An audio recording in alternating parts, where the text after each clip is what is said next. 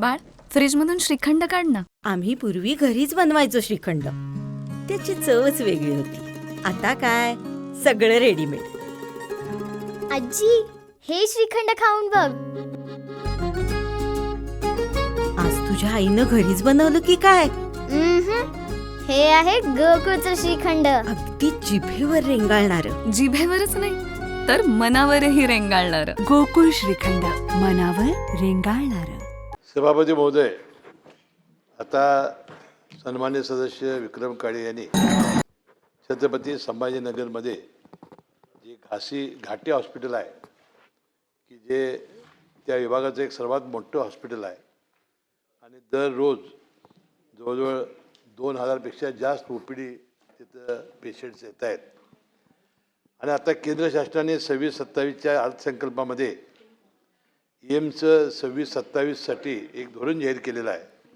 त्यामध्ये 11,307 कोटीची तरतूद केलेली आहे आणि म्हणजे त्यामध्ये 4 संस्था ते देणार आहेत आणि त्यामध्ये महाराष्ट्रामध्ये आणि ते छत्रपती संभाजीनगरला द्यावं अशी जी सन्मान्य सदस्यांची जी विनंती आहे त्याबद्दल मी उत्तरातच आम्ही लिहिलेलं आहे की यासाठी मुख्यमंत्री महोदय यांच्या स्तरावरून आम्ही केंद्र सरकारकडं पाठपुरावा करू आणि विशेषतः स्वतः मी दिल्लीला जाऊन सुद्धा याचा पाठपुरावा करेन.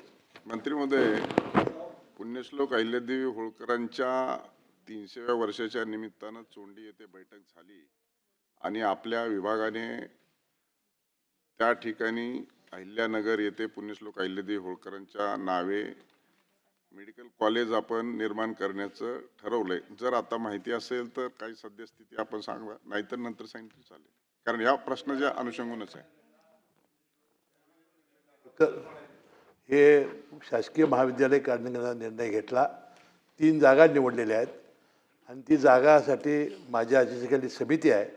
राधाकृष्ण विखे पाटील आणि गिरीश महाजन हे दोन्ही मंत्री महोदय सदस्य आहेत. लवकरात लवकर बैठक घेऊन जागा निश्चित करून आम्ही काम पुढे चालू करणार आहोत. 10 महिन्याचा कालावधी झाला म्हणून आपल्याला विचार. महिन्याच्या आत. ठीक. बंटी पाटील, तर जे अतिविशेष उपचार रुग्णालय आहे मंत्री महोदय, तर तिथं 5 विषयासाठी DNB अभ्यासक्रम सुरू करावेत म्हणून हा प्रस्ताव आपल्या मार्फत केंद्र शासनाकडे गेलेला आहे, पण त्याला अजून मंजुरी मिळालेली नाही. तर त्याबाबतची कारवाई कधी पूर्ण होणार आणि त्याला ती कधी मंजुरी मिळणार? उत्तर दिलंय अगोदर आपल्याला. नाही, हे आता ते उच्चारत आहे सुपर स्पेशालिटीला जे आता कोर्स मंजूर आहेत त्याबद्दलचा त्याचा विशेष आम्ही पाठपुरावा करू.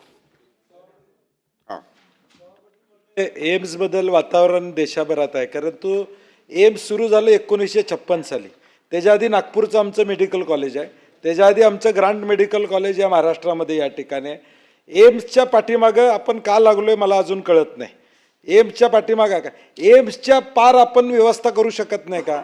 आज सभापती महोदय दुर्दैवानं सांगावं लागतं, एम्समध्ये 42% टीचिंग फॅकल्टी या ठिकाणी नाही आहे. लोकसभेतली आकडेवारी आहे, मी काय राजकीय बोलत नाही. लोकसभेच्या प्रश्नात उत्तर आहे की 39 ते 42% स्टाफ तिथं भरले गेलेले नाही सगळ्या एम्समध्ये.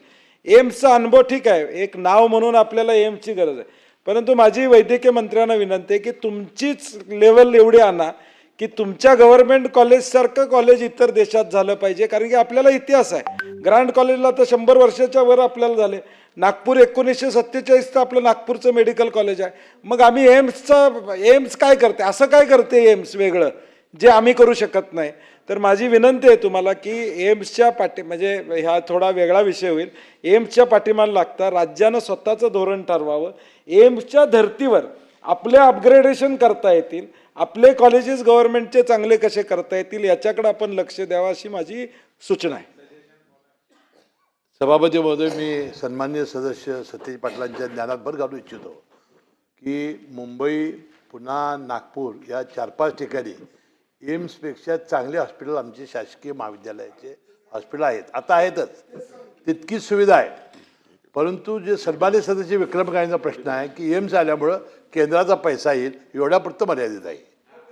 ताज्या घडामोडी पाहण्यासाठी माझा महाराष्ट्र न्यूजला आजच सबस्क्राईब करा.